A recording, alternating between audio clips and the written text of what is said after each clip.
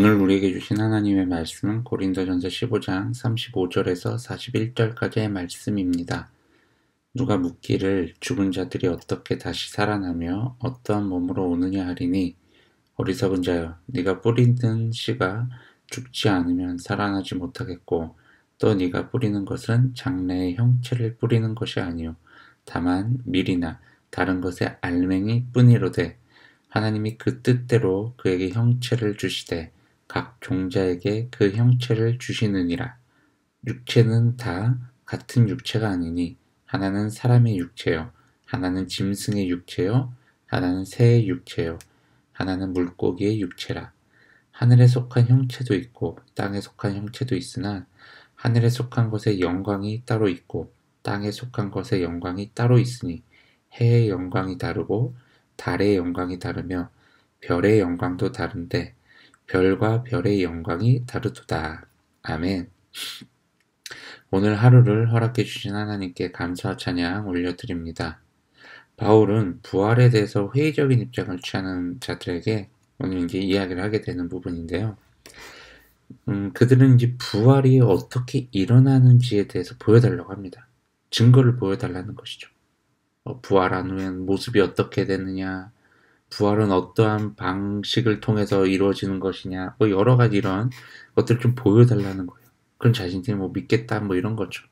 근데 이런 태도에 대해서 바울이 이야기를 하는 게 씨에 대한 이야기를 들려주는데 이 씨앗을 이제 땅에 심었을 때 이 씨앗이 썩어지고 죽어줘야지 싹이 나고 잎이 나며 또 결국엔 이제 이렇게 무성한 나무가 된다는 것을 이야기를 합니다. 그러면서 부활이란 것도 이것과 비슷하다라고 이야기를 하죠. 그러니까 씨앗, 어떻게 보면 또 씨앗과 씨앗이 후에 이제 이루어낸 모습, 이 나무는 비슷한 점이 전혀 없다라는 거예요. 그러면서 우리 인간들이 땅에 묻는 이 죽은 몸과 그리고 그 몸에서 비롯되어서 부활한 몸도 전혀 다른 모습일 거라는 거죠. 그리고 이 부활한 후의 모습에 대해서는 우리가 육체도 다 다르고 형체도 다 다른 것처럼 이 부활 이후의 모습도 어떤 모습일지 가늠할 수 없다라는 거, 상상할 수조차 없다라는 거예요.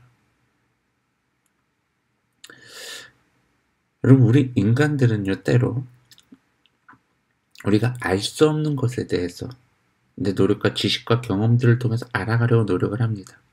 그리고 인간으로서 불가능한 것을 가능케 하려는 시도도 많이 합니다.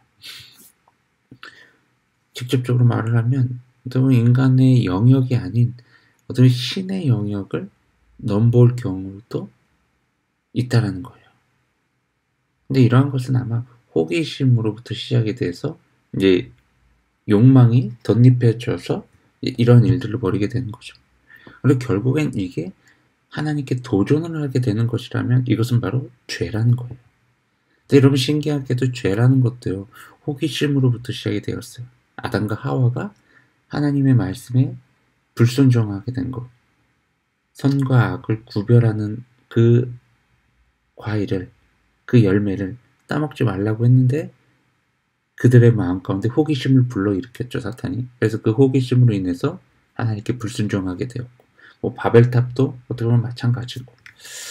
바울은요, 믿음의 본질적인 부분에 대해서 의문을 품고 있는 자들을 설득시키기 위해서 수많은 노력들을 했던 것 같습니다.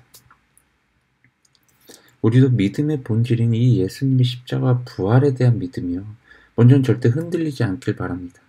그리고 이 본질적인 것에 대해서 의심을 품고 있는 자들, 그리고 이 부분에 대해서 확실한 어떤 믿음을 굳건히 하지 못하고 있는 자들이 있다면요, 우리가 바울과 같은 마음으로 포기하지 마시고 그들에게 어떻게 해서든지 복음의 본질을 전해줄 수 있도록 노력을 해야 될 것 같습니다.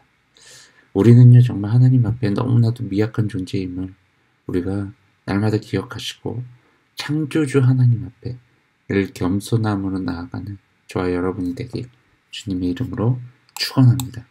샬롬.